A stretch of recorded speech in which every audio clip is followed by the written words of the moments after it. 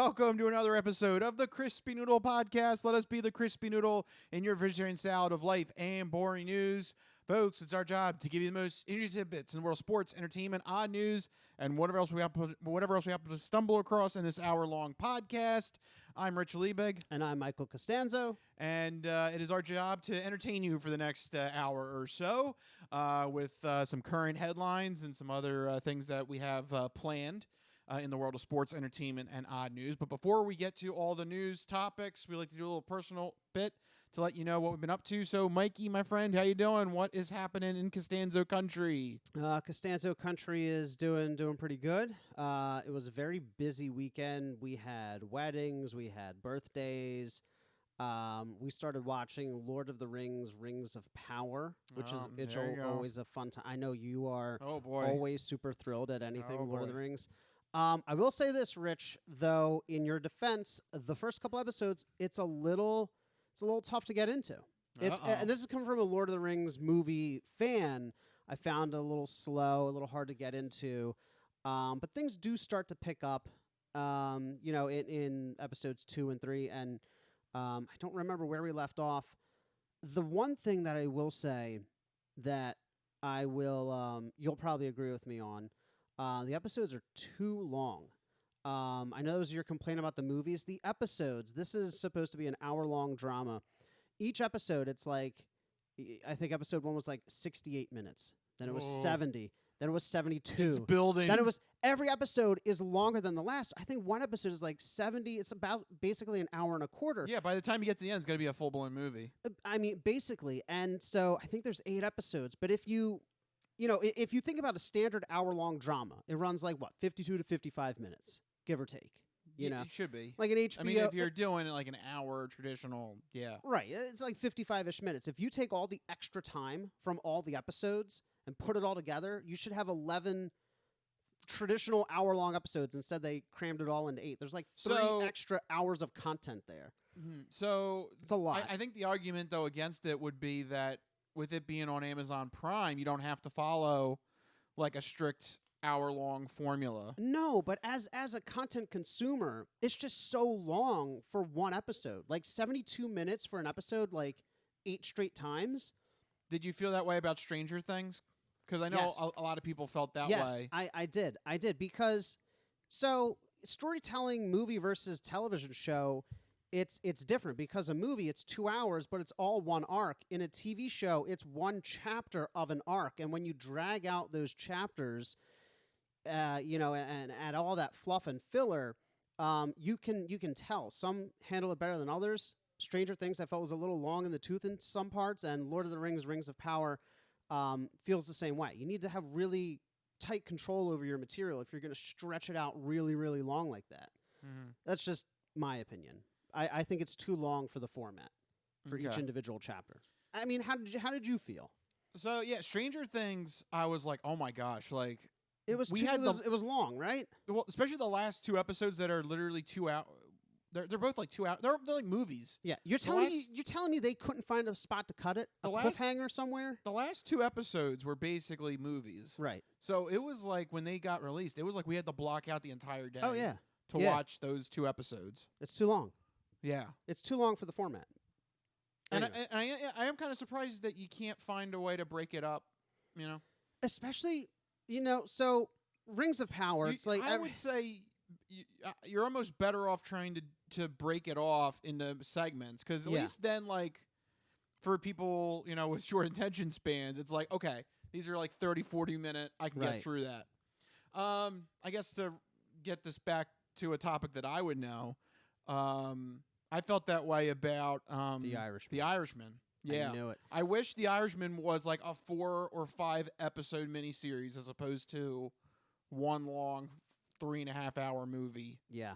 And there would have been like parts that they could have broken off in, because there are like different eras. Didn't you say somebody like did an edit online somewhere where they did exactly that? Yeah, and it works. You have to pick the right format for your story. Not every story is a movie, and not every story is a television series. Yep. You have to pick the right format. Scorsese was like so hung up on the movie idea when miniseries was screaming him right in the face. Yeah. Rings of Power maybe would have been better as like a trilogy of additional movies instead of 8 hour-and-a-half long episodes. Yeah. It's ridiculous. And But- now, how about flip it the other way? Okay. The Obi-Wan Kenobi spin-off series. Okay. I feel like That could have been a movie. that could have been so. That was like 6-hour-long episodes. Right. There's definitely some filler, especially in the first like 2 episodes. Yeah.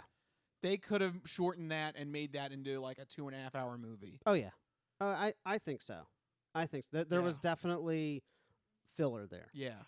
So it goes both ways too. Yeah. Like you might be able to, you also might be throwing filler and extending a series as well as going the other way. Yeah. No, definitely. It's something that's tough with streaming services right now. You see a lot of these weird like middle ground shows that don't quite know whether they want to be like series or movies, or like a series of movies, Yeah. or like a limited series, or like a limited series that has a sequel, like, and choosing the right format for the story that they want to tell. You could tell, like the Stranger Things and the Rings of Power, where sometimes it starts to blur the lines and it gets a little stressed there at certain points. Yeah. Anyway. I think it's like what you said. Yeah. The choosing the medium Yeah. of how you want to present your story Yeah, is just as important as the story itself. absolutely. So that was my not review, of the Yeah. first 3 episodes of Rings of Power. I mean, I'm enjoying it. It's just at times I'm like, get to the point, right? All right, there you go. Right to the point. Yeah, I'll let you know after I finish the other 17 hours of season 1, the last 4 episodes. It's long. I'm shocked. I'm like 74 minutes for one episode. It's too much. Yeah, I'm good. Ain't nobody got time for that, as Sweet Brown would say. That's right. Yeah, we need Sweet Brown to have a say in some of these episodes. No, that's Leroy Jenkins. Let's do this. Leroy Jenkins! How very Leroy Jenkins of him. He just That's right. He burst just right through. burst right in. No, I needed Sweet Brown. Ain't nobody got time for that. There you go, That's the soundboard. one. That's what I needed. Ain't nobody got time for that. No, I mean, Both internet heroes. think about it this way. Think about it this way. You get done with dinner. You get done in the kitchen. You want to sit down. You want to watch your idiot box. And do you turn on a show that 2 episodes is going to take you like 2 hours and 40 minutes, or do you go for the half-hour comedy? Yeah. And you power usually- through like 3 or 4 episodes in less time. Yeah, and it's it's also like psychologically satisfying that it's like, okay, if I don't, or if I do get tired or something, we can have a break and then Right. go to bed or something. Right. So, it's So, true. Anyway, my mini rant over. That was weird. There What you go. were you doing this weekend? So we had a couple parties that we went to over the weekend, so that was fun. The random thing I'm going to mention though is come on down to Phoenixville. Okay. Are you ready for something I ate? I'm going to do Something you ate? Yeah, Is I'm going this to do a food- food review. Oh, like mean- when I did the bread, the sandwich bread cone thing. Maybe. Okay. Yeah. So I what's mean, your th- what's I your mean, food review? Look, we are called the Crispy Noodle. We should have a food review every We should- now and then. Absolutely. I found a weird, interesting take on Thanksgiving leftovers. Okay. And it blew my mind, and I was like, I have to do this. Well, What is or it? at least have to try it. So right now, I'm just local plug. Sorry if you're not Pennsylvania resident or with this. But if you go to Bistro on Bridge in Phoenixville, we went in there on Saturday night, and I'm glancing at the menu, and right there under the specials for the month, Yeah. they had something called Holiday Egg Roll. I'm thinking, what is that? Okay. And I look further on the bottom, and it's the Thanksgiving ingredients in a damn egg roll. Weird. No, delicious. So Oh my God. I'm on their website right now because I want to see this holiday egg rolls. Yeah, roasted turkey, mushroom stuffing, cranberry ginger dipping sauce. Ooh.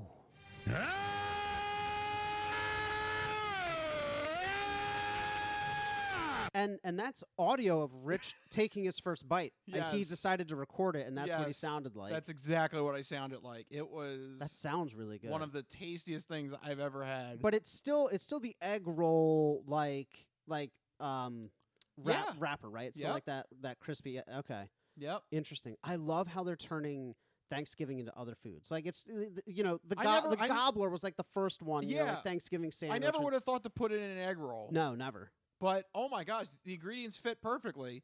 The stuffing is basically, like what would be like the cabbage slaw Right. in an egg roll. Right. Turkey's your meat. Right. And then instead of like a duck sauce or something, you've got a cranberry sauce. Cranberry ginger dipping sauce. That sounds so good. It was out of this world. You're right. I might have to go to this bistro on Bridge and maybe we'll go get some egg rolls. That sounds amazing. The only problem is though, this is limited time. You only have until November 30th.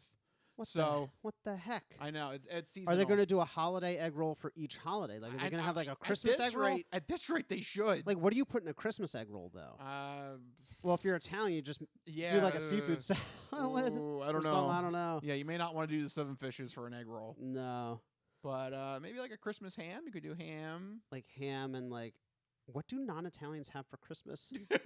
they do a Christmas ham, or you do a repeat of Thanksgiving, or okay. Yeah. So it's just the same thing. They should extend it all the way to the end of December. Yeah, I mean, I don't. It depends. You should contact the owner and say, hey. I know. I want to be like, well, don't get this.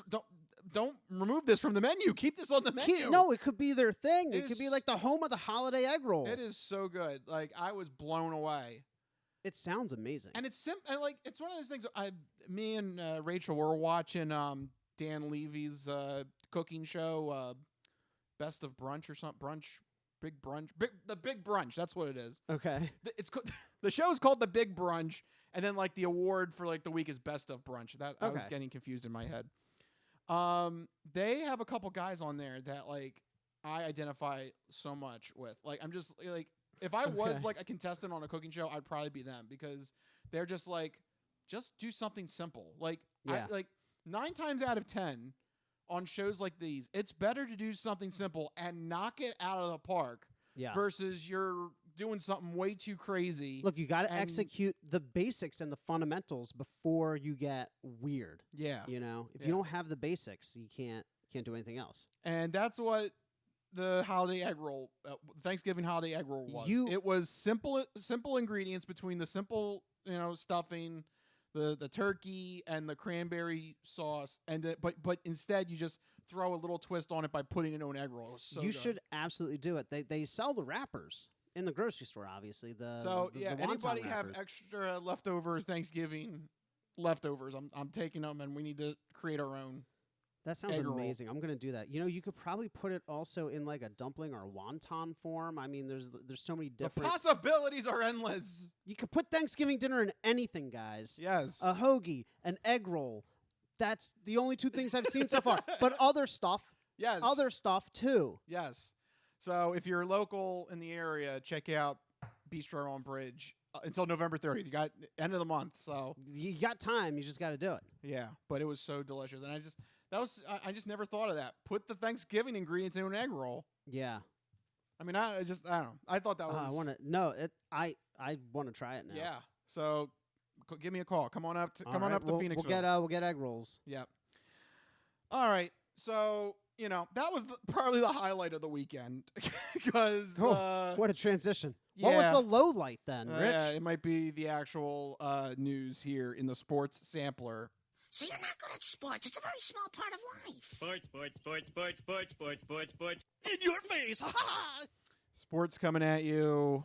And we knew eventually the day was going to come when the run would run out, but it was not the way that we thought it was going to be in this scenario, as the Washington Commanders pulled a big upset on Monday Night Football, giving the Eagles their first loss, 32-21 on Monday night. No, God! No, God, please, no! No! No! No! Oh, no! We suck again! Yeah. It was just everything went wrong for the Eagles on this Monday night game in Philadelphia too. Oof. I would have felt bad if I paid money to go see this game, especially on a Monday night. Like you make the trek down there on a work day and you see that. Yeah. Oh. I will say though, I don't know if you can knock Jalen Hurts on this one because he seemed to have a decent game. It's just now, you know how I feel about Hurts. Yeah, no, I'm kidding. but Washington they had a great game plan. Don't let him get on the field.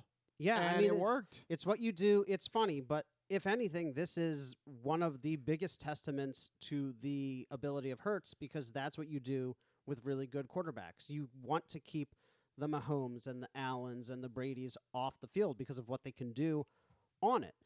And the Commanders here, 9 weeks into the season, gave the rest of the league the perfect playbook for beating the Eagles.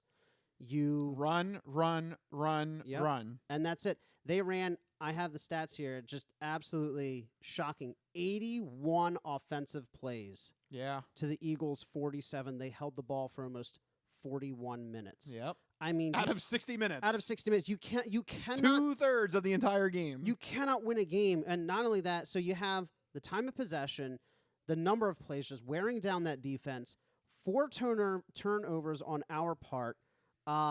Penalties, tons of penalties.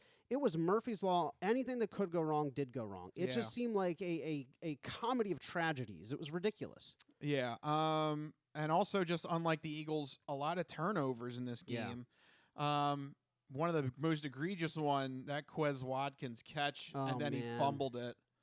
Oh, that It seemed was- like every time there was a big play or an important play, it was immediately flipped around, it went to the Washington Yep. side. Yep. So there was the Quez Watkins big pass. I'm like, awesome. This is, how we get back into it, and then immediately fumbles. There was, of course, we got to talk about probably the biggest upsetting play of the evening, the missed face mask penalty on tight end Dallas Goedert. Because you suck, Hulk Hogan, and you suck, Hulk Hogan ass. I would like to send that sound clip to the referees in that game. And I'm not upset over the fact that may have cost the game for the Eagles. We've said it before on the show here. One play should not make or break your team in a Right. game. If you're So- crying about one play, they probably weren't in the game to begin with. Yeah, so that's not what I'm upset about. What I am upset about is that face mask was so egregious and so harmful that Dallas Goedert is now going to be out for some time. Yeah. It's going to be a couple weeks. I don't know here. how many weeks, but he's gonna miss time because of that face How do mask. you miss a face mask that causes injury to a player Right. and you do not catch that, but you catch the fumble, Right. the ensuing fumble afterwards? That is a crock of shit. Crap. Oh, Yes, it's happening. I'm so angry at that. Because you suck, Hulk Hogan, and you suck, Hulk Hogan ass. Yeah, those referees suck the big one. That's egregious. The NFL should come out and say, "Hey, they messed up, and there should be a formal apology on that play."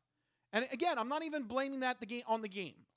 right. No, there were other issues. There Yeah. were the penalties. There were the turnovers. That was just one. But it's the fact that caused serious injury, Right. and the referees didn't see it. That's Right. embarrassing.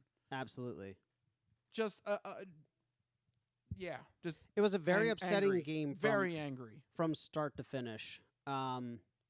There's really not many positives to take from it. I mean, it seemed like Well, Washington was just clicking. I guess the only positive. So there is some positives to this. Okay, so what's your positive? Because I have a key takeaway as well. Yeah. So I mean, a lot of the momentum swings hinged on just either the ball bouncing a certain way or the referees missing a call, or that stupid second call on Brandon Graham where he got the roughing the passer BS. Where Heineke knelt into the tackle. Yeah, and then he got up. He was about to get up. Brandon Graham said he was about to get up. So here's what I'm going to say about that. The NFL needs to make a comment on that because I could foresee a situation where quarterbacks try to give themselves up And then they don't. and then get hit because I mean here's the thing. He goes to take a knee, but Brandon Graham's already coming in. And Brandon Graham is not a dirty player. I mean, we've been watching him for years now. He's not a dirty player. Heineke goes to kneel, 10 yards behind the line of scrimmage.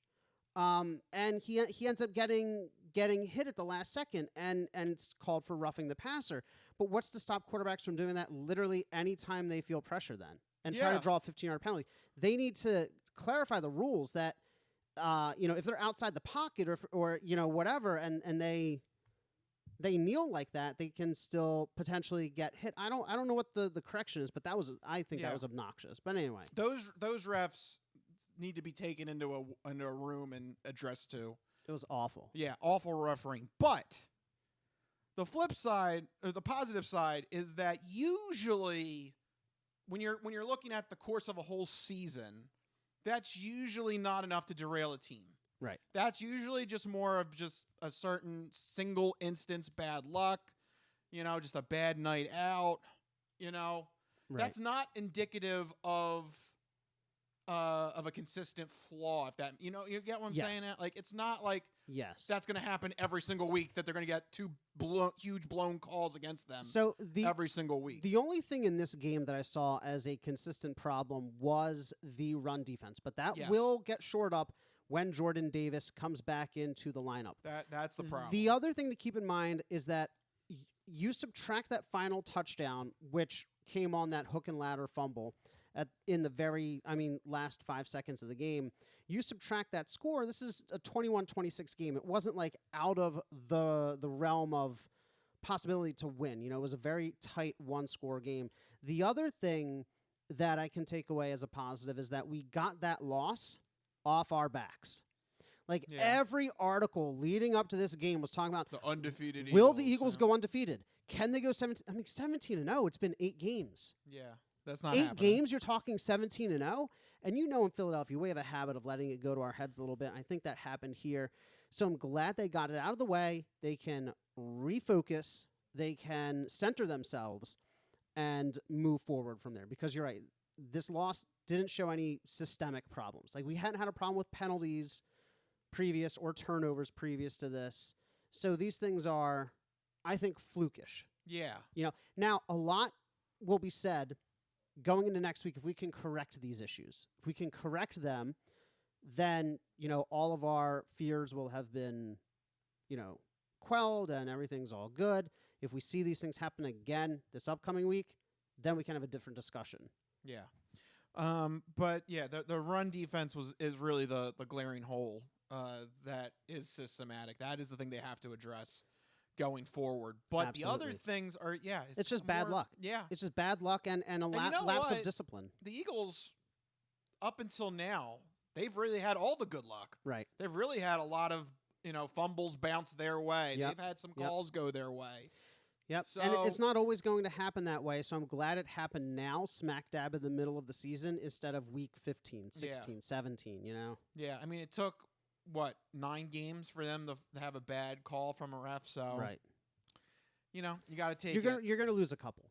But at the same time, those calls were egregious. They were very They bad. need to be taken to the woodshed and addressed properly. The other thing that kind of bothers me is the fact that this was a division rival, and this is a very tight division. Yeah. That worries me a little. I think we're going to go 3-3 in this division. I don't think we beat Dallas with Dak. I think we lose one to the Giants just because of Saquon Barkley. I think that's best case scenario, honestly. All right. Well, we'll have to figure that out with the future picks.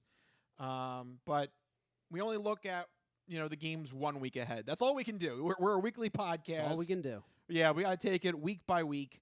And what we'll do is we'll pick 4 games from the upcoming slate of games, and we're going to give you our thoughts on them with our fantastic 4 picks.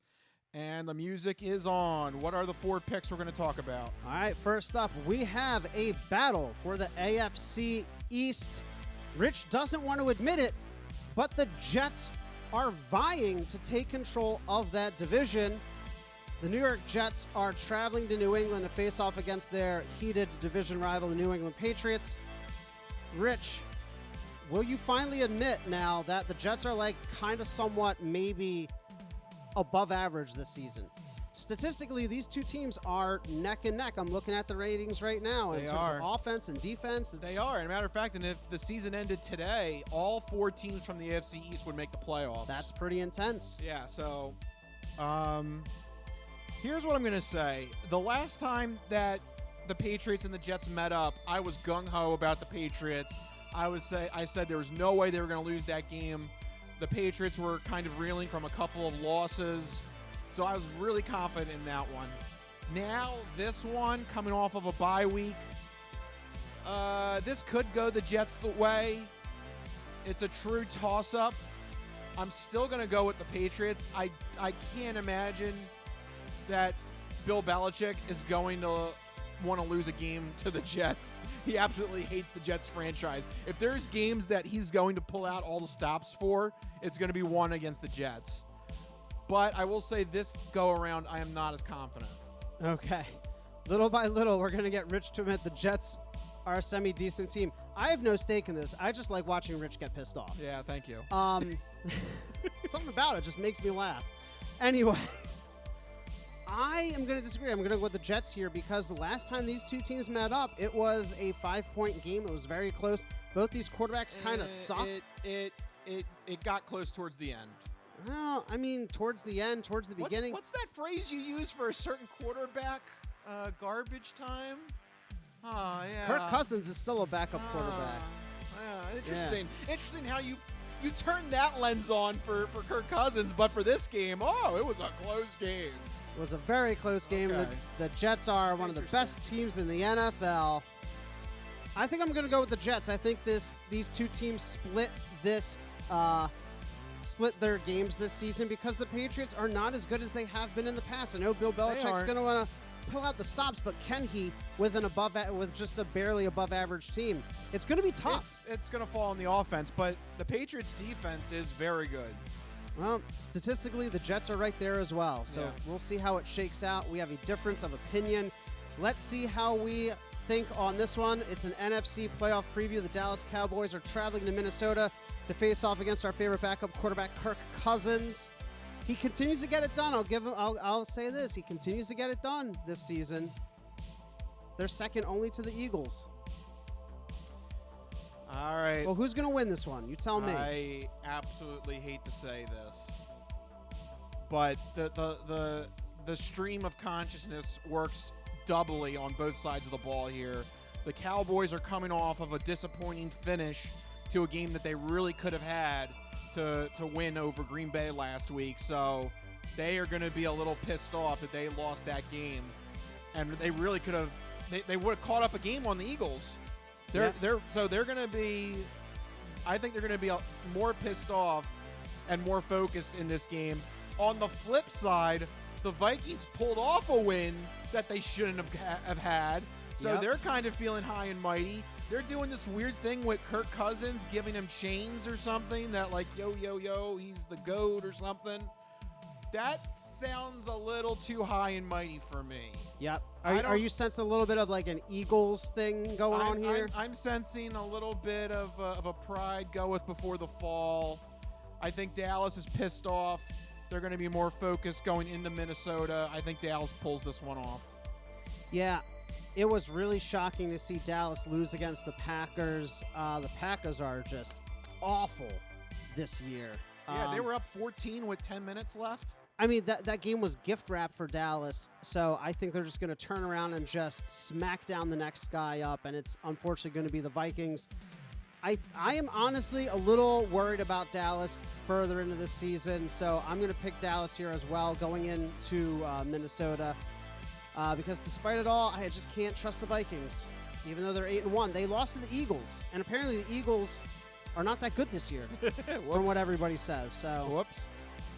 Next up, we have an AFC West showdown: the Kansas City Chiefs at LA Chargers. It is a Sunday primetime game.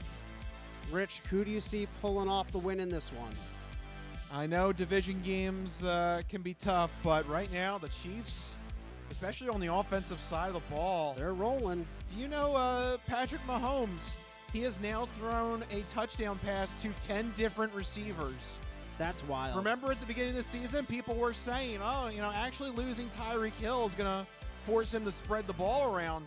Those people were absolutely dead on money right, because he has seen all the receivers. He's getting the ball out equally, which makes them all weapons on the field. I mean, that's a tough offense to stop when every single person can step up and cash in the end zone. So until I see something else that worries me on this team, I'm going with Kansas City. You know, a few weeks ago, I would have said that the Bills were the best team in the AFC, but recently it's looking like Kansas City is still the top dog there. statistically dominant in every category against the LA Chargers. The only area where the Chiefs aren't, one of the best teams is in the ground game, but I don't think they really need it. Yeah, do they need it? When they have the second best passing attack. So, maybe when it comes playoff time, they may need that ground attack, but right now in LA, I don't think they will. I'm going with the Kansas City Chiefs all the way. Yep.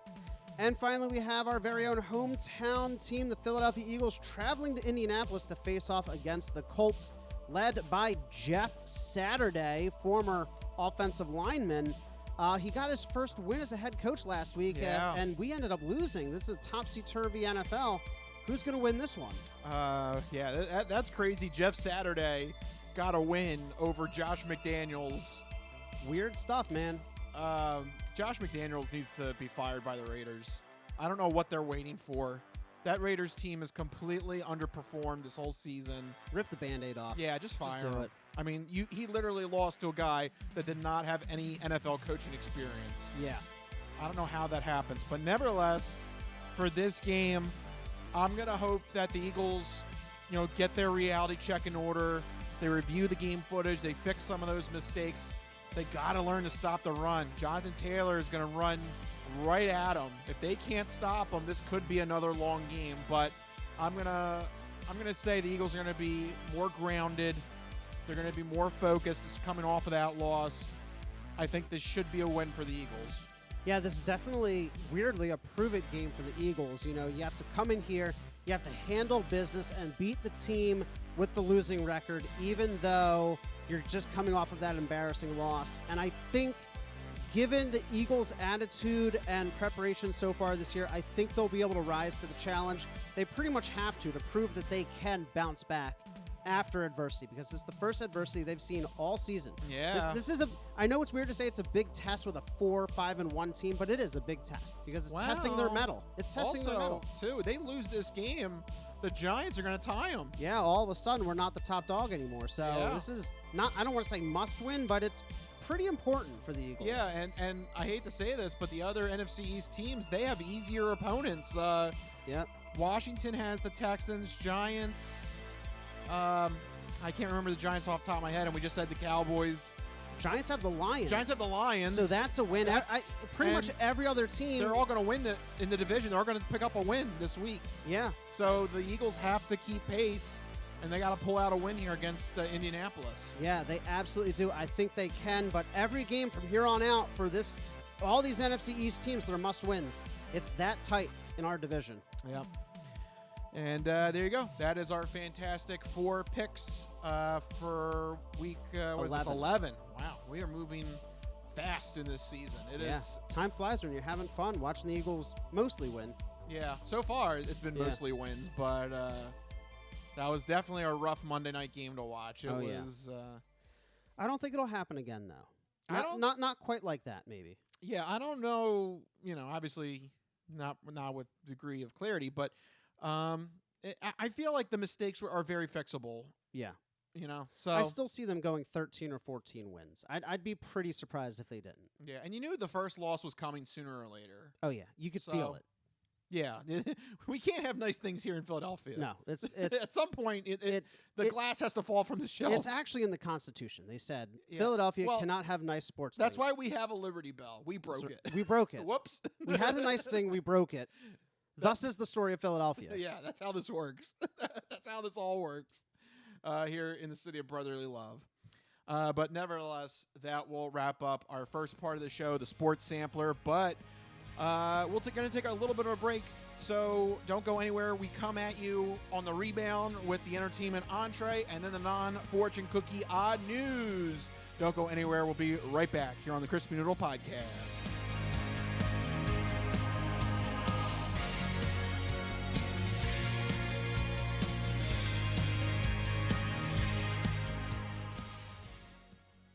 Ready for the weekend? Happy Friday. Hi, my name's Marie, and I'm an artist who's been making Happy Friday doodles every week for over 7 years. And now you can own my art collection in this Volume 1 and Volume 2 art series. These doodles span across multiple themes, yearly festivities, various countries, languages, and more. Both coffee table books have something for everyone and are the perfect conversation starter or gift for a friend. Really, anyone who enjoys a good weekend. Available on Amazon, Ingram, BookBaby, Barnes & Noble, and more. Visit happyfridaydoodles.com/books and get your copies today. Let's celebrate the best day of the week. Happy Friday.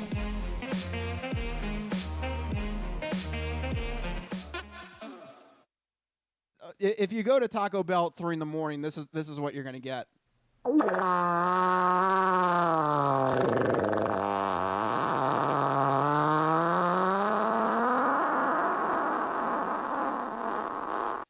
Yeah, That clip is already coming into play. yes, I love it. already. So there you go. Stop. What happened? The thing went on. Well, how did that turn on? That was I don't weird. know. The fart sound. The fart sound turned Amazon on? I think the fart sound turned on my Echo. What the I hell? don't know. It turned on. What are you doing, Jeff Bezos? What are you into? Basically, he's listening to fart sounds. He's listening to our fart sounds. Oh, my God. I changed the trigger word to fart. I got to fart at it now. I don't know what happened. That's really awkward. You're going to have to... Excuse me. Excuse me. How can I help you? You may need some bowel. Do you want me to automatically order you Pepto-Bismol? I don't know why. I don't know why I'm talking to it solely through farts now. It actually, you fart into it. Fart and- once for yes and twice for no. No. Actually, you fart into the device, and then Yeah. Amazon can determine what medicine you need. Oh, right. Wow. That's next level right there. Or what you've been eating and what you want to reorder. Oh. I detect Cheetos. Would you like to subscribe? Would you like a bulk order of Cheetos? Oh, yes, please.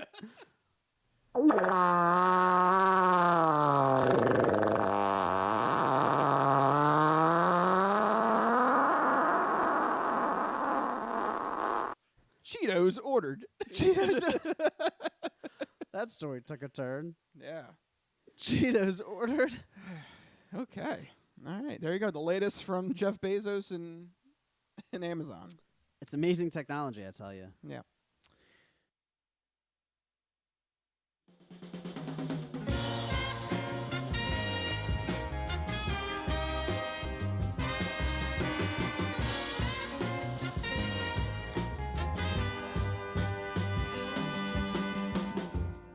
Oh, yeah. We're back here on the Crispy Noodle Podcast. We are done the sports sampler.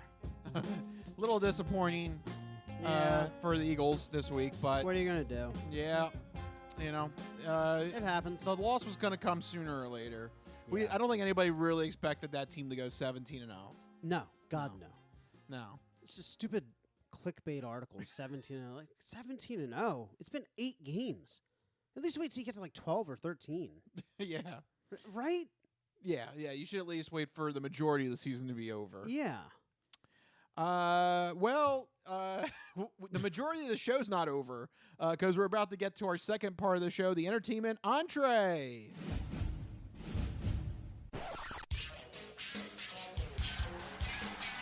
And now, the latest in movies. The Simpson guy writes to movies. Dear Die Hard, you rock.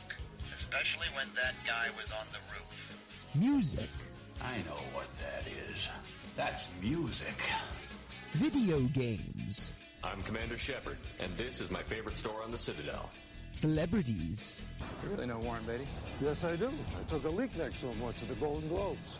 And more. You were the all-singing, all-dancing crap of the world. This is the entertainment entree. Yep, entertainment entree time, and we're going to start it with the segment where Mike is going to let you know what you should keep an eye out for this upcoming weekend with new movies, TV, and video games. It is time for Mike's This Week in Entertainment.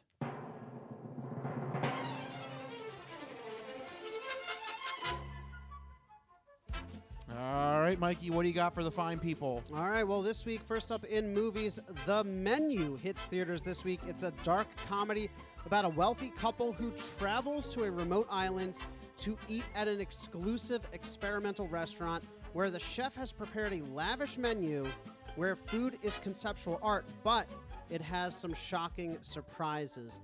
My guess is cannibalism, but, like, I don't know what it's gonna... really? I'm assuming cannibalism, but who knows? Yeah. I actually don't know, but what I do know is that the film... Ooh, give me some of that fish. Ooh, yeah, tasty. What I do know, though, is that the film already has a 90% on Rotten Tomatoes. It has an average rating of 7.9 out of 10, which is pretty good for a dark comedy. So definitely go check out the menu. It seems pretty cool. Instead, though, if you're looking to get into the holiday spirit a little bit early, check out A Christmas Story Christmas, which is coming to HBO Max this week. What a name. What a name. A Christmas Story Christmas. And they're just going to keep alternating those words back and forth as they make more and more It's going to be a new sequels. Franchise, and every year you have to tag the corresponding word. A Christmas Story, Christmas Story, Christmas Story, Christmas Story. It just keeps going on. So that's and on. like 4 years down the road. Yeah. Yes. This is just A Christmas Story Christmas. Right. And remember, this is not A Christmas Story 2. No. Because that already happened. That already happened. So apparently this is the third... I looked this up while I was researching this. This is the third sequel.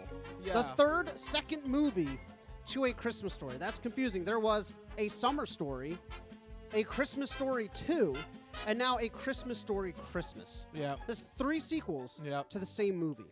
But this one is supposed to directly follow Ralphie, as the other ones didn't. So this movie does follow an adult Ralphie, which is kind of an interesting twist. He's returning home with his own kids to celebrate the holidays, of course, and paying tribute to his father, who the trailer lets you know that the father has passed away, and they're coming back home to kind of like celebrate the holidays again. So we'll see. The trailer looks, average, but I love the original, so I will check this out because it's on HBO Max and it's free. I don't have high hopes. Yeah. It kind of falls into the did we need a sequel category. Yeah, no. But it's free. Check it out. Yeah. Yeah, the bar is not going to be high for watching this movie. No. Not at all. But good luck. Yeah. Good luck if you choose to watch this. Good luck. And we can't wait for next year's A Christmas Story Christmas Story. Yes. Absolutely. There you go. It's the Christmas Story Cinematic Universe. Yep. CSU. Christmas Story Expanded Universe. God, that's confusing. CSOW. CSOW. Yeah. Anyway. And there's going to be a spin-off movie about the Bumpkus Hounds. I'd watch that. That's coming down the pike. That's the credits teaser. Yeah. Yeah. No, there should be a spin-off. Mark my words. There should be a spin-off on the Chinese restaurant. Okay. That would be something I would watch. I mean, look, you're doing the expanded universe. You got to do the Bumpkus Hounds. You got to do the Chinese restaurant. You got to do what's his name? Farkas with the yellow eyes and the braces. Yeah, that's a given. You got to do everything. If you're gonna make the expanded universe, you got to have a Farkas origin story. Yeah. No, because you can't be like the monster universe, where the Universal Monster Universe, right? Dark universe. The dark universe. You have to commit. You have to do it. Anyway. Can't be one and done. No, exactly. Technically, the Christmas Story franchise has had a longer run than the Dark Universe. That's true. The Dark Universe was only one movie. That's true. A Christmas Story is up to like 5 now. We're No, up 4. Yeah, we're up to 4. Crazy. Take that, Dark Universe. Anyway. Universal sucks. Yes, they do. In television, we have Dead to Me returning to Netflix for its 3rd and final season this week. It's a dark comedy that follows 2 women who form a friendship at a grief support group, but it turns out one of them is not who she claims to be. I don't want to spoil anything in case people want to check it out. It's a show that kind of depends on all the twists and zany twists and turns. It's got plenty of dark humor, a great cast supporting it, so go check out Dead to Me, wrapping up its series run on Netflix. And finally, in video games, we have the latest Pokemon games, Pokemon Scarlet and Pokemon Violet, releasing exclusively on Switch this Friday. These games continue an evolution in the Pokemon franchise towards a streamlined open-world game. These entries feature multiple main storylines that are woven in between each other, and you experience it all in an open world with side quests and wild Pokemon that you can spot before you fight them. Remember how you just used to find them in the grass randomly? And it always just was a random encounter. Yeah. Now you can actually see them, so you can decide, do I want to go after that one or not? It's a nice little twist to the formula that hasn't been updated since the 90s. So if you're looking to get back into it, it's doing some new things. That's Pokemon Scarlet and Violet coming to the Switch this Friday, and that's what we're looking forward to this week in entertainment. All right, thank you for that segment this week in entertainment. Please don't spill your liquids on the soundboard. I know. You came dangerously close I caught there. It. I caught it. Thank you very much. And with that, we're going to move right along into our main story here in the entertainment entree. These are two of your favorite people. Although I'm a secret Neil Gaiman fan. So You're a huge Neil Gaiman fan. Yeah. But both these guys making headlines recently with their comments about how faithful television adaptations should be to the source material. And this is always an interesting conversation because it's something that sometimes generates a little bit of controversy, right? So Neil Gaiman and George R.R. Martin made comments on this in some recent interviews. It's something that has long been an issue in the Game of Thrones fandom with how unfaithful the original series was to the source material. And it's something that George R.R. Martin has expressed displeasure with in the past. So my comment to George R.R. Martin would be finish the books. Yeah, he still hasn't finished it. Still hasn't finished it, and then maybe they could follow the source material. But that's a completely different discussion. But it's been a point of contention. Meanwhile, Sandman on Netflix from Gaiman has been more faithful, from what I understand. I haven't actually read it. I have a big, thick, fat tome on my bookshelf that I have not touched because I buy books to pretend like I read them, and then I don't. But I do want to read the actual... We can't read. We can't read. That's why we do video. This is just crayon drawings. I don't have anything written on this paper, actually. But wouldn't that be something? Talk about Sandman. That's what we're going to do next week. Yeah. So Gaiman had a direct hand in developing it for Netflix. That's why it remains a little bit more faithful. Martin, to this point, has taken a more active role in the House of the Dragon spin-off series. But I want to get to their quotes here and get your opinions on them about how faithful adaptations should be. So Martin says on the accuracy of adaptations, quote, "How faithful do you have to be? Some people don't feel that they have to be faithful at all. There's this phrase that goes around, I'm going to make it my own. I hate that phrase." End quote. So what do you think about that just on face value? I mean, how faithful do adaptations have to be? Is there some sort of like requirement or percentage or... Yeah, I don't know if there's a percentage, but there is an expectation that you want it to follow the source material. Yeah. I mean, with it being a TV show, there are some liberties and there are things that you can't control, especially when you're talking about, a TV series that goes multiple seasons and lasts, years. Things happen in people's lives. They might have to drop out. There might, the thing I'm thinking of is always Walking Dead. Like, I can't believe they, Rick had to, Andrew Lincoln had to leave the show. Yep. That literally just screwed over so many storylines. Yeah, as finish somebody, out the season. As somebody who actually read the comics, it is wildly like a completely different story. Right. When I stopped watching it, it was wildly different. Right. And I haven't seen the last season and a half, but unless they completely retconned events and brought people back from the dead, it's not going to end the same way that the comics did. It is 100% different. Yeah. So, but you were saying. Yeah, so, there's got to be... Is that a negative, though? Because I think that's kind of what... So it can be. I mean, obviously. Neil Gaiman and George R.R. Martin It can be frustrating. It can be frustrating, okay. Especially if it's your work. I would imagine that's a tough pill to swallow. Yes. It's almost... I hate to say this. It would almost be better if you were dead. like Tolkien. Yeah, because that way, at least, you can always kind of do, the... So, kill the authors before you adapt their work. Can we do, no. But I mean, at least, there's kind of like the aspect that like, oh, I'm making it for this audience or the modern audience or something, you know. Right. There's always kind of like that PR line you can write it off as, you know. But when you have the actual authors there, I'm sure that's frustrating as hell to see your own work. And then when you know, if something has to be done where they go off tangent or something, you're like, well, what are you doing? That doesn't happen in my story. Right. Or this isn't something my character would do. Or I actually have a theory that's why I think his name is Robert Kirkman ended The Walking Dead, the comic series. So I started following the comics well into the television show because I wanted to see what the hype was about. And I had read somewhere he was planning on like 300 issues of the comic, right? And he had written like 200 something. And then like a few months after I started following it, I had been reading the compendiums. He's just like, you know what? I'm done with like, you know, I think it was like 80 some issues left until like 300. So he like cut it well short. And my theory was that I think he cut it short because The Walking Dead was deviating so far from the comics and he saw it being dragged on. And as a creator, as a creative, you don't necessarily want your work dragged into that quagmire. yeah, I mean, You know? I definitely can see that. Also, there's a tendency to like you just get tired of it too. I mean, all because That you too. wrote the universe. Sometimes you get tired of your own universe. You want to Right. go into other projects. I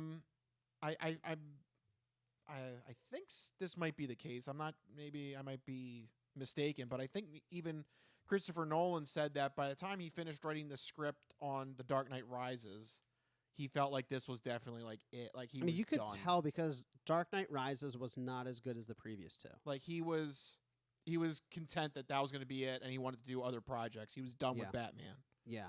Much to the dismay of DC. I'm sure Right. they would have loved to have just That tanked that universe. I'm sure they would have just loved to just went back to the printing press and just go back to Nolan. Right. But you know that's what happens sometimes. You almost write yourself out of your own universe. You get tired of it.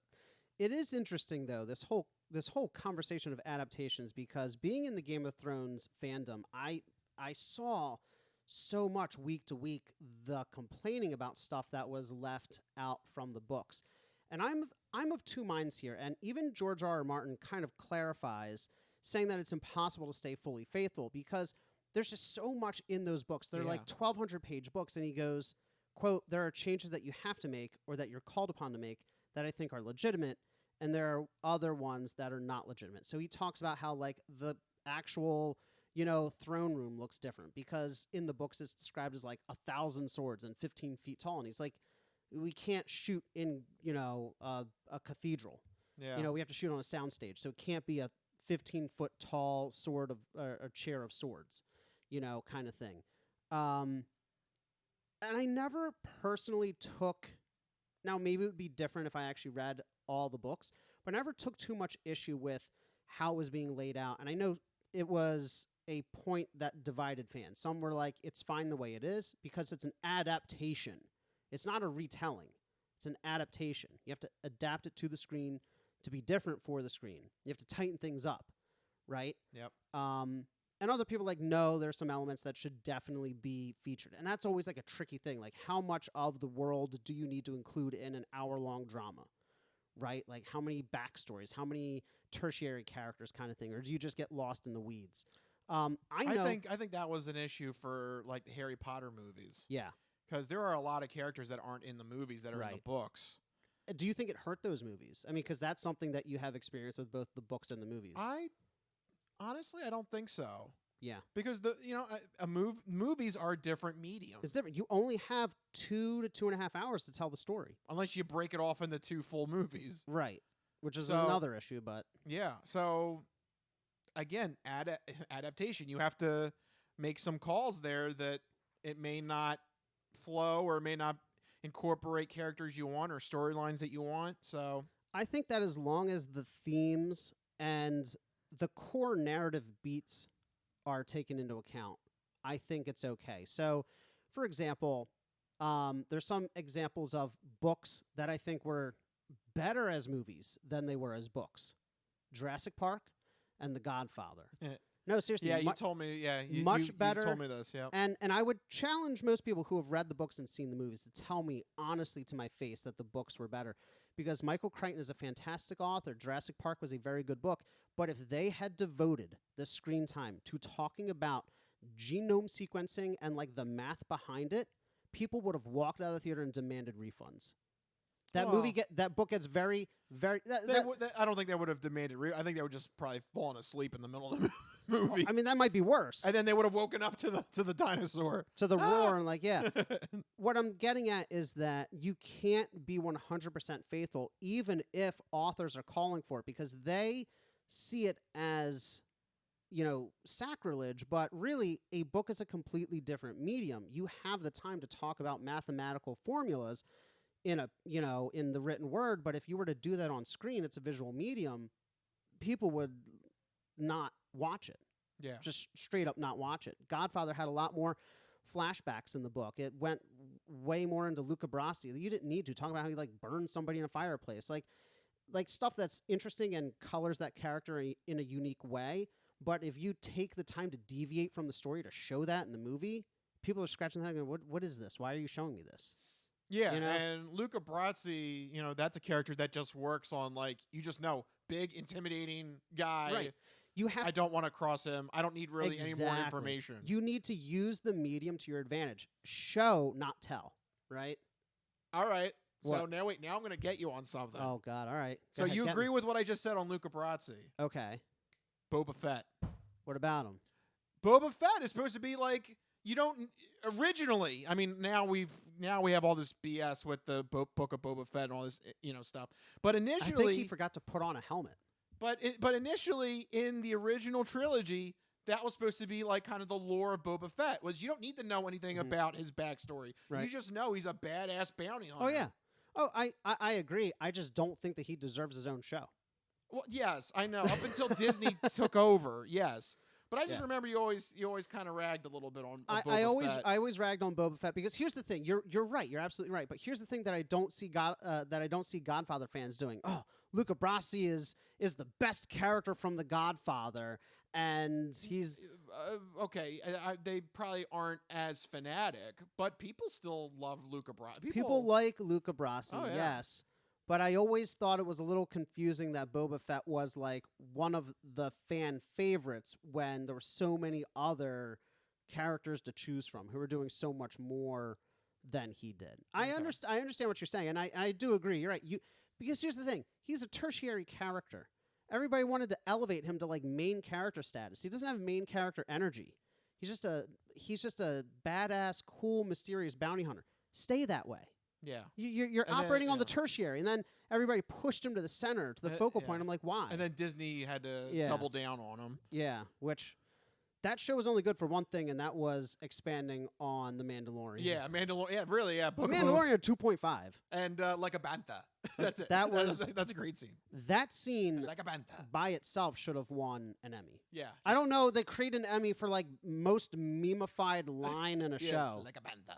Like a bantha. Yeah, just so weird. You can put that on any sort of dance move now because of the people on the internet. So yeah, but let's just bring it back to the adaptation thing. There's no right or wrong answer, and it comes down to each individual creative. But it's always an interesting thing to look at, the book or source material and then compare it to, how it's adapted to screen. And it's always going to be a thing that people debate over.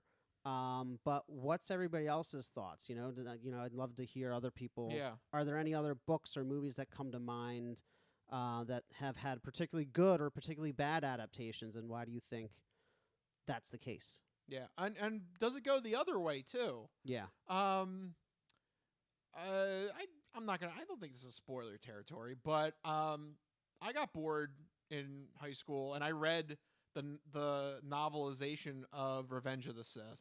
Oh, that's right, because it does go the other way sometimes. Yeah, and the author that did the novelization of the movie actually improved it. He added a storyline where Anakin Skywalker believes that he can find a secret to cure death. Remember, because he thinks Padme is going to die in childbirth. Right. There's a new subplot in the novelization where he thinks there's a way to fight death in the Jedi archives, but he finds out that he can't access the top level of the Jedi archives until he is a Jedi Master. So when Mace Windu says you're not a master, it's like a double sword to him. It's not just pride. It's also, now he's never going to be able to reach his goal kind of thing. Yeah, you MFer, you now I can't save Padme. That's an interesting thing you bring up about like the reverse adaptation. Yeah. I mean, not a reverse adaptation, just an adaptation you see less. But yeah. So is the book better than the movie? I mean, I like that. I thought that makes that would that upset Neil Gaiman and George R.R. Martin for not staying true to the source material? Oh, I don't know. Well, see, but that's See, I don't know because they write their books first and then it goes to TV. An adaptation's an adaptation. Yeah, I don't know. That's it's just interesting food for thought. Yeah. Yeah. I would say that improved that beeline story in the movie, but so I think we're kind of in agreement that adaptations are sometimes necessary and sometimes make it a little better. Yeah. And sometimes it's needed, especially if you're really going to put something up on the screen. Like it's not everything that works in a book is going to work in a movie. Right, absolutely. And not everything in a movie is going to work in a book, and not everything in a movie is going to work in a video game, and like it goes all the ways. I'm sure we'll have this conversation in January. Yeah, with Last of Us. Last of Us hitting HBO. Yeah. Yeah. So, we will. We'll put a pin in this. We'll revisit it. We'll see how that adaptation works out. That's right. So there you go. Our serious discussion there for the entertainment entree. I also, before we leave the entertainment entree, I have just a random notification. Uh-oh. I just want to let everybody know. This is so stupid, but I love it anyway. And I think Mike likes it. We'll see in a minute. Okay. It is also today, specifically the day that we're recording. It is the 35th anniversary of one of my favorite sound clips that I've played before, but I haven't played in a while. Mike, I think, likes the clip, but I don't know. Maybe he doesn't get the full importance of the clip. Okay. But I'm very confused. Yep. Today, November 15th, is the 35th anniversary of the Ric Flair promo before Starrcade, where he proudly proclaims that he was born with the golden spoon. My whole career, I've always done better than anybody else. Only because of one reason. I was born with a golden spoon. Yep. I don't know why it cracks me up the way he's a golden spoon. A golden spoon. Yep. So if you don't know, I'm surprised you've made it this far in the podcast history and you don't know. Ric Flair, his whole gimmick was he was a wealthy villain. He had the long golden hair. He had the custom suits. He wore the jewelry. Yep. And he was just a great heel to, pretty much all the good guys in the, 80s and 90s. I mean, you got multiple times against Hulk Hogan. You've got, just pretty much any hero of that era in professional wrestling, chances are they went up against Ric Flair because Ric Flair he worked so well as just that cocky, wealthy villain. And that's one of his iconic promos. And I don't know, I just thought it was funny. It's a good clip. I just happened to it came on my Twitter feed that it was like, yep, this week it is 35 years old. My whole career, I've always done better than anybody else. Only because of one reason. I was born with a golden spoon. Yep. So that lets you know his character. He was born with a golden spoon and never came down from that platform. Nope. He always had just great promos where he would show off like what clothing he was wearing. I got the $15,000 Rolex watch. What do you got? Oh my God. It was just like classic 80s sheer villainy. Yeah. And he's always been a mainstay of the sound clips here on the show as well. Yeah. I mean, look, between that and Mickey Mouse and Woo and there's so many clips. Yeah. So I have a whole library of them. He's got pages and he's got like the entire Library of Congress worth of like audio recordings of. Yeah. No. Just great heel. But specifically, it is the 35th anniversary of his iconic Golden Spoon promo. So shout out to Ric Flair. My whole career, I've always done better than anybody else. Only because of one reason. I was born with a golden spoon. There you go. The golden spoon lasts a lifetime. Beautiful. All right, now we can officially leave the entertainment entree world, and we can go right into the final part of the show, the non-fortune cookie odd news. We've been talking about cool and its ramifications and how it applies to the hip scene. But maybe you could give us some examples now of the opposite of cool, uncool. Just exactly what is uncool? My nipples look like milk duds. Holy shnikes. It's time for the non-fortune cookie odd news. It's not of this world. I don't know exactly what it is or what it's doing, but this is not human intelligence, okay? It's not human intelligence we're facing. How you doing? Me? I'm doing great. Manda bastata. I don't make this stuff up. I'll take a pound of nuts. That's a lot of nuts. That'll be $4, baby. You want fries with that? I seen the celery dance across the baseball fields. You had me at meat tornado. No, go past this part. In fact, never play this again. Okay. What does that mean? And now it's time for the non-fortune cookie odd news. So sit back, get everything you need to get from the kitchen. Be sure and empty the bladders, go to the bathroom, because you're in for a hell of a ride.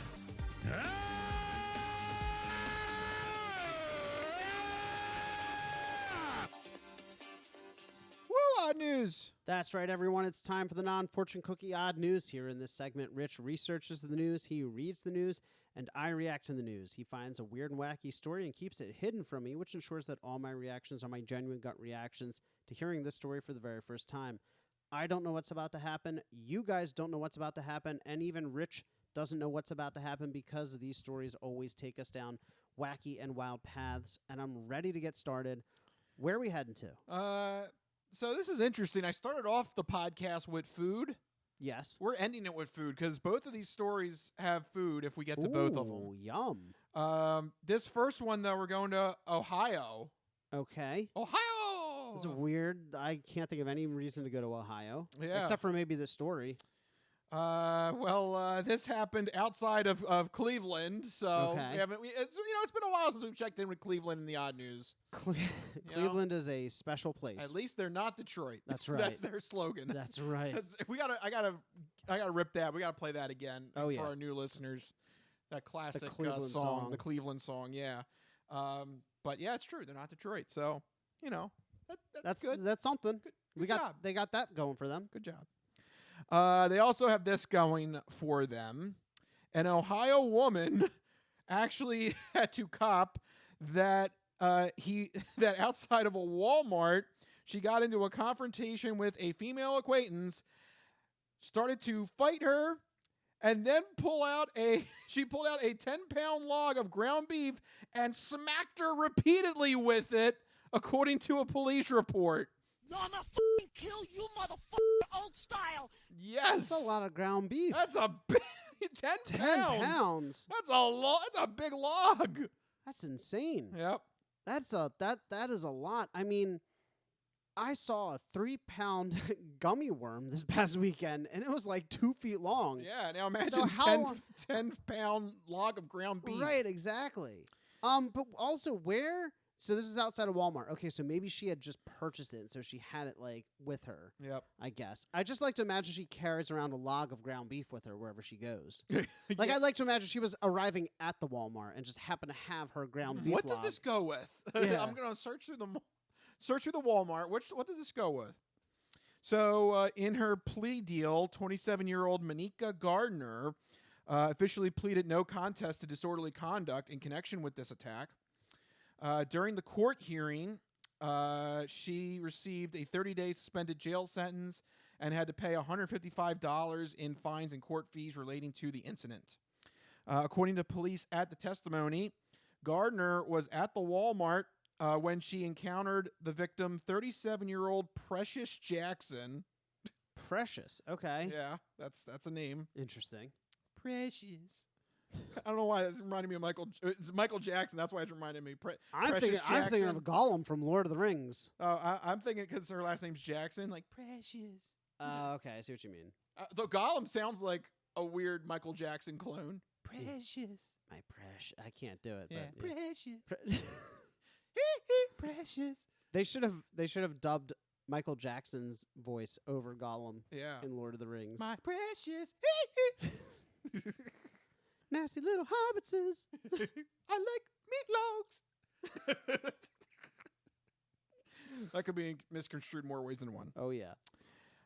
So the 37-year-old Precious Jackson was shopping with her 7-year-old daughter when she ran into Monica Gardner. They were ex-neighbors. Okay. So Ex-neighbors. I guess that's the start of the drama. They had a good old neighbor feud. They were neighbors, and Okay. I guess something broke them apart. And I guess one of them brought it up because that's when they started shouting at each other.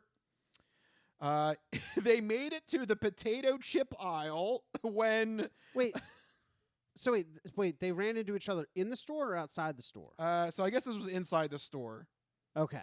I was picturing this happening in the parking lot, but they ran into each other in the store and they just argued and shopped? They were... Because you said they made it Boy, that is... Not to be sexist, but that sounds like the most woman thing I've ever heard. I'm going to fight you, but I still have to shop. I still have to shop. Because you mentioned they made it bitch. to... Here's my chips. Yeah. I got look, we got things to do. We're on the clock here. Look, you can't distract from the shopping. Yeah, right. No, That's that's very important. I say that because you mentioned they made it to the potato chip aisle. So, Yes. like, it sounds to me like they're in the process of, they're, like, shopping along. They're both, like, checking, they're, like, double-checking prices, and they're like, you stupid, you know. You bitch. Hold on, Yeah. I got to grab them. Right, they're, like, checking the prices. They're checking their coupons, like, while they're You arguing. dumb bitch. You don't know that this is 2 for $5? That's right, yeah. So dumb, can't even see a deal when it's right in front of you. Yeah. So, yeah, they were arguing, and they made it to the potato chip aisle. That's when she threatened to beat up Jackson. Okay. Jackson had a face mask on, and that's when she attempted to pull off her face mask and spit in her face. Oh, God. That's nasty coming That's off of COVID. Gross. Yep. That's when fisticuffs came out. They started throwing some haymakers. Cops then described that Gardner reached into her cart, removed the $22 meat log weighing 10 pounds, and started, quote, using the object as a blunt object in the Nice. fight. That's amazing. I'm gonna fucking kill you, motherfucker, old style. You make me into my ultimate form. She's not a Christian. Yeah, there you go. That was it. Just That's it, man. all limits are off. There That's you go. right. It's full blown. I just love the idea of this person wielding this meat log like a bat. And also, I don't know why I'm so perturbed by the fact they keep calling it a meat log. Well, why can't they just call it a package of meat? Well, because it does look like a log. I have Oh my God, is there a picture? I have a little visual reference here. So that's the lady in general. That is a log of meat. That's Monica Gardner on the left, and that is apparently the log of ground beef they sell at Walmart. You know, for some reason, she's younger than I anticipated. Yeah, but that doesn't mean she can't wield her meat. No, that's true. That's true. Did you say an age? For some reason, I was picturing like a 27. Okay, maybe I just missed it.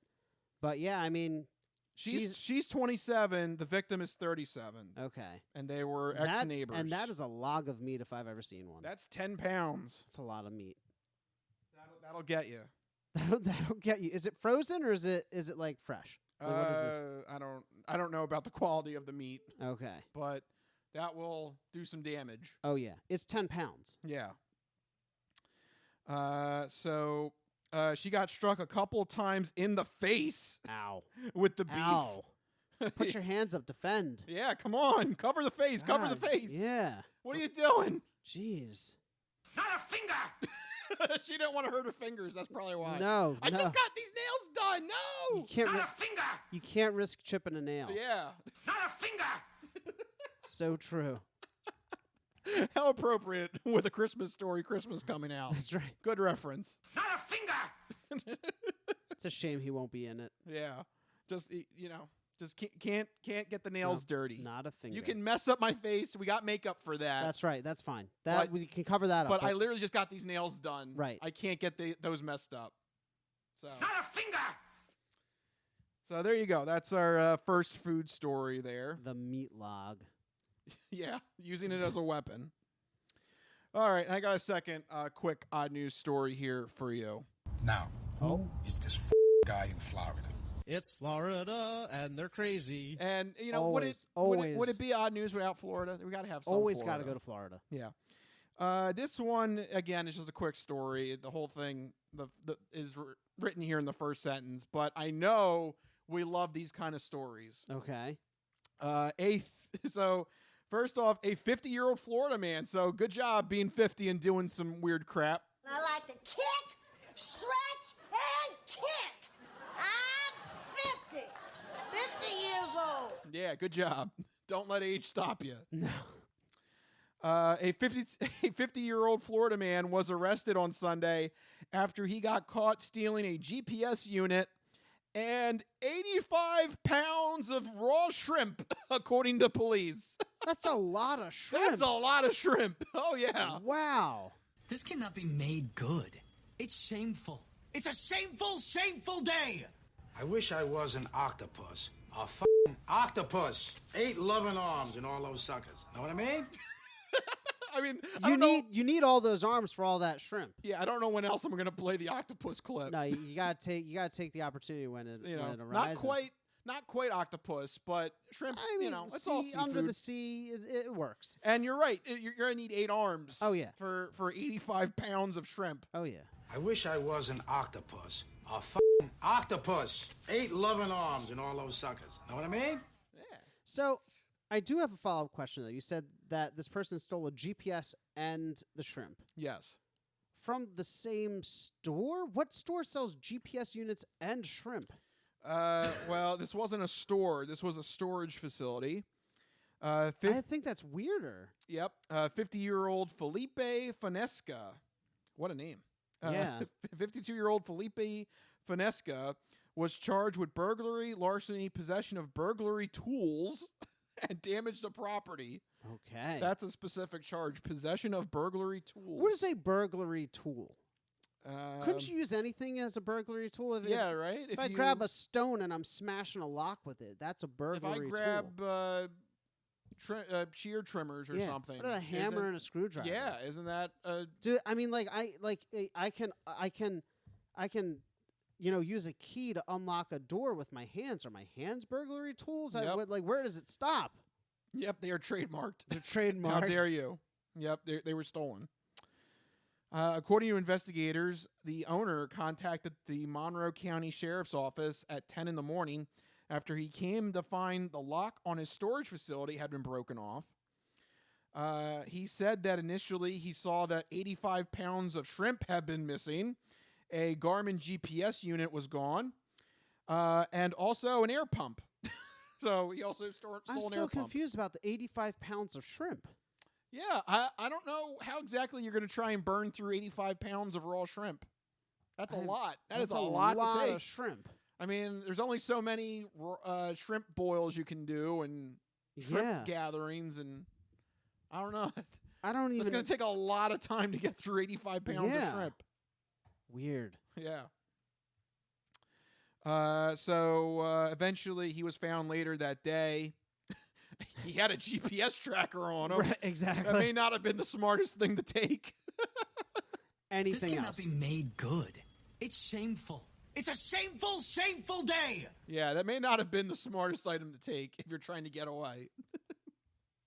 Not at all. Did he take the GPS and then was like, where's my friend's house? Yeah, right. Put in your location. Yeah. Local shrimp retailers. How do I get there?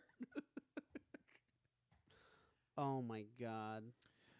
He was booked on a $20,000 bond.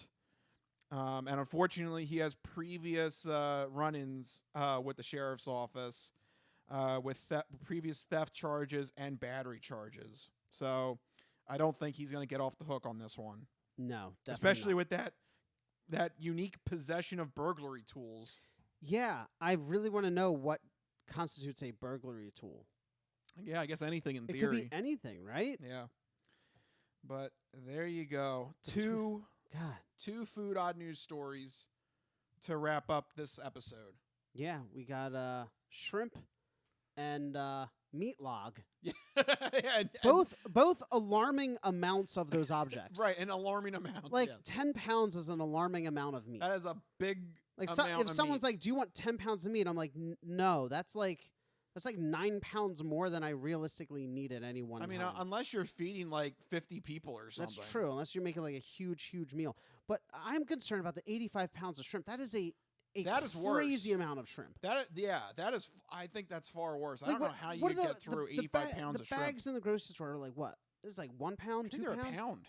So 85 bags of shrimp from the grocery store. And that's gonna go fast on you. Yeah. Like shrimp does not hold up well. No. So I don't. Yeah, you got better get eaten. Yeah, you got to cook something fast. Right. At least the meat you could freeze it and Right. it'll still be fine. Yeah. The shrimp, though, I don't know. I don't know. Question. Do you get the shrimp that's already like peeled and deveined and all that stuff? That's the only way to go. Depends on how expensive I want to pay. That's also true. Yeah. They charge you extra for taking out the poop. Yeah, so it depends. Those jerks. Yeah, so poop is free. That's what you learn here on the Crispy Noodle Podcast. The poop is free. That's right. What a way to end this episode. There you go. The lessons you learn. It's beautiful. Yeah, there you go. That's why you come to the Crispy Noodle Podcast for those important life lessons. Absolutely. And food reviews. Yep. Such as, would you rather have a 10-pound log or an 85-pound shrimp horde to deal with? Nah, just go with the holiday egg roll. Yeah, go with that. That was much better. Oh, yeah. But there you go. With that, we got to wrap this episode up. Thank you guys for listening to our little show. If you like what you heard, make sure you go to our website, thecrispynoodle.com. Make sure you follow us on all the social media, Hubbabaloo, Facebook, Twitter, Instagram. But most importantly, make sure you have a way to subscribe to our podcast, whether that is on YouTube, you subscribe to us on YouTube, whether it is on Facebook Watch, or whether it is on Spotify. All those 3 channels is how you can get the video feed of the podcast. On Spotify, you can listen to us in the background and listen to us as a traditional podcast. So you can take us anywhere you need to go as an audio-only podcast. It could be even on Android Auto or Apple CarPlay. You can actually listen to us in the car speakers through that as well. So there's lots of ways that you can enjoy the Crispy Noodle Podcast every week with sports, entertainment, and odd news for you to hear. That's right. So many ways to get in touch with and share the Crispy Noodle Podcast. If you need to get in touch with us individually to share your sports, entertainment, or odd news stories, you can find us individually on Twitter. I'm at Mikey Costanzo, MikeyCostanzo. And I am at Rich Liebig, RichLiebig. Find us on the Twitters. Let us know what's happening. If you have a story you want us to talk about on next week's episode, send it our way. Any odd news stories, make sure it goes to me only so Mike doesn't ruin the surprise on those stories. And if we do, we'll give you a sausage shout out. So let us know what you want us to talk about on next week's episode. But for right now, we got to start wrapping this one up. Thank you guys for supporting us, our little show, every week, available on the internets. So that'll do it. This has been the Crispy Noodle Podcast. Let us be the Crispy Noodle in your vegetarian salad of life and boring news. We'll see you guys next week. See you guys. Later. Bye-bye, all you fine peoples. Good night.